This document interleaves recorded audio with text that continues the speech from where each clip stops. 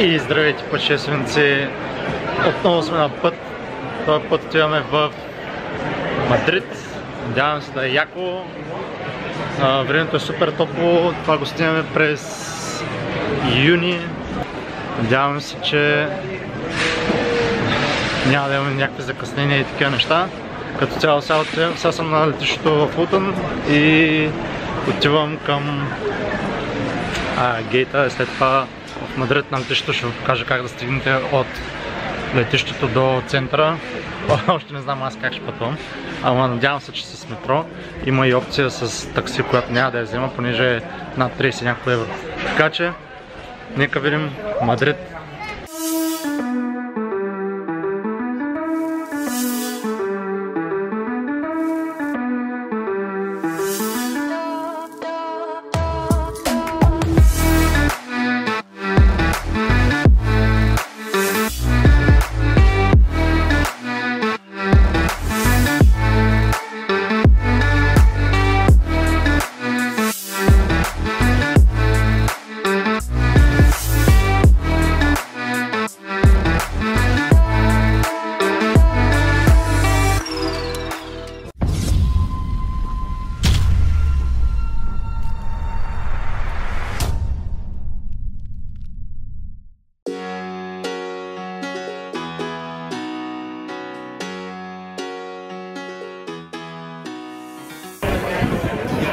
И пристигнахме, пътешественици. Пътя беше към 2 часа, нещо както ви казах. Сега е време да намерим как да се придвижим от центъра. Като цяло имам 1% батерия в телефона и нямам екстерна батерия, понеже забравих да се зарядя нещата, както обикновено. Та така, опциите какви са? Тук има да си вземете такси, което струва 30 евро до центъра. И това са някакви официални тяхни таксита. Има и такива съответно, които ви предлагат да ви вземат реално повече, отколкото трябва. Но тия са официални таксита, които са 30 евро до центъра. Но пускаме за приключение без батерия да намерим пътя до центъра на Испания. И така, нека видим какво става. Това е първата ми стъпка. Така, метро. Метро, може би тук, да. Сега ще видим какво става.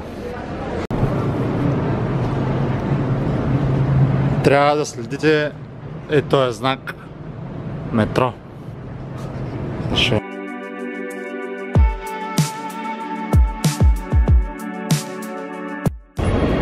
От тук се надявам, че трябва да си купим билетче и от тук се минава към метрото.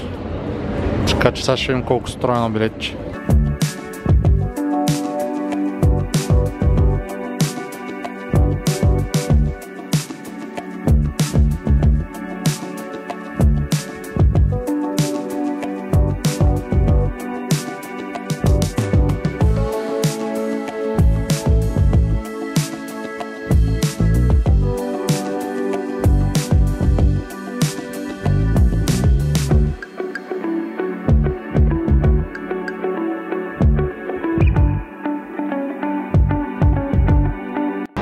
Реално не беше много трудно.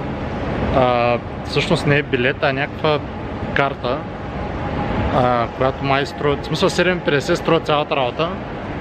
Не ме пита дали имам карта или нямам, просто ми даде карта и явно ми я напълни с пари, понеже на касовата бележка пише 2,50 реално картата и билета ми е 5 паунда, но трябва да посочиш коя ти е последната спирка. Така че мисля, че вътре си вкарваш пари в тази картичка. И така цялата работа е 7,50 плюс карта, която е 2,50, така че може би ще е по-изгодно да пътувате с такива карти, отколкото с таксите или Uber. И така, сега ще видим как е метрото и колко време ще отнеме до центъра.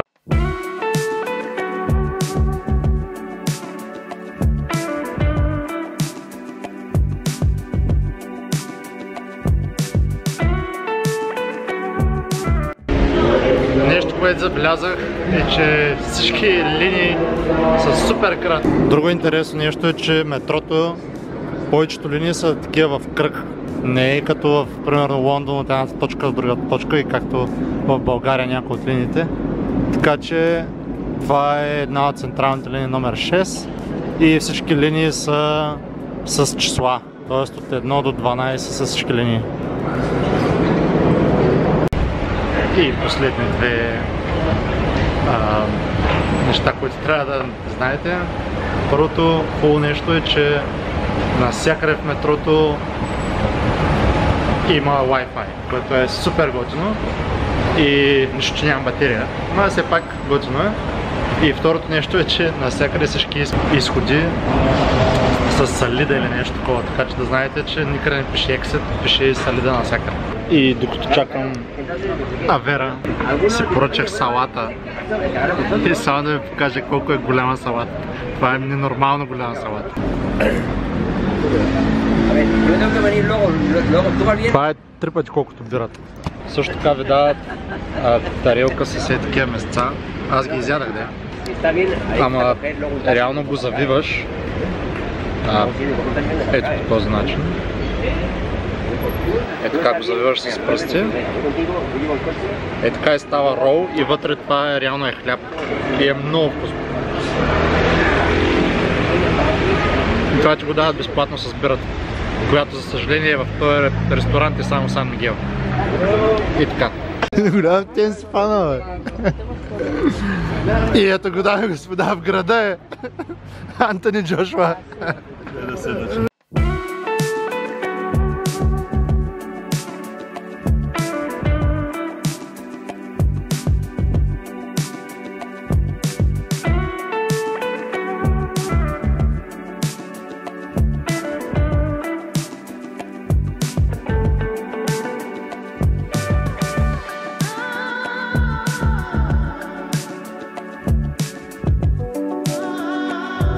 И здравейте, пътешественици!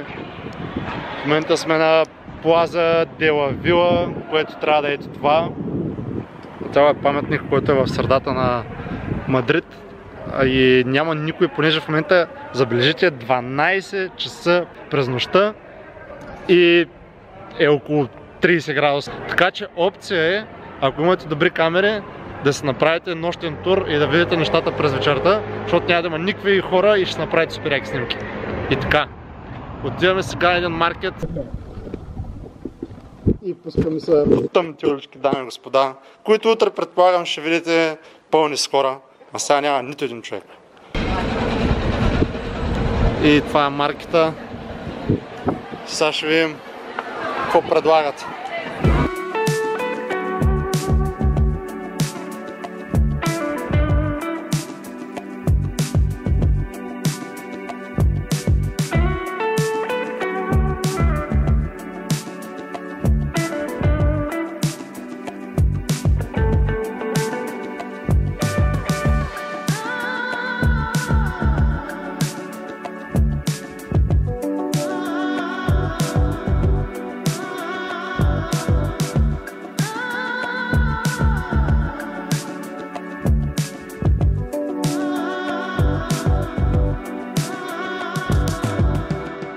И дами и господа, домат една педя. Няма какво да ви кажа. Това може би е най-големият домат, който някога съм виждал през живота си.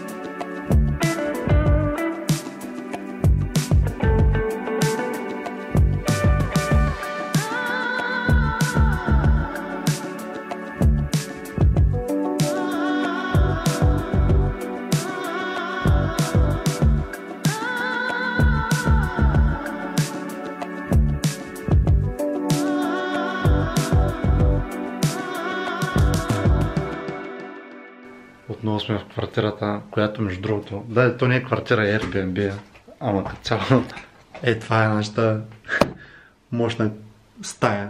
Имаме тук едно легло, 2, 3 легла. И така, между другото е близо до центъра и се заслужава, така че Airbnb със сигурност е опция. Се видим пак утре. Надявам се клипа ви е харесал, ако ви е харесал, светите един лайк и се абонирате по-долу, ако искате да видите още подобни видеа. Така че утре втори ден в Мадрид, надявам се да видим добри забележителности и да видим как е времето наистина, понеже днеска обжето беше път. Така че втори ден, утре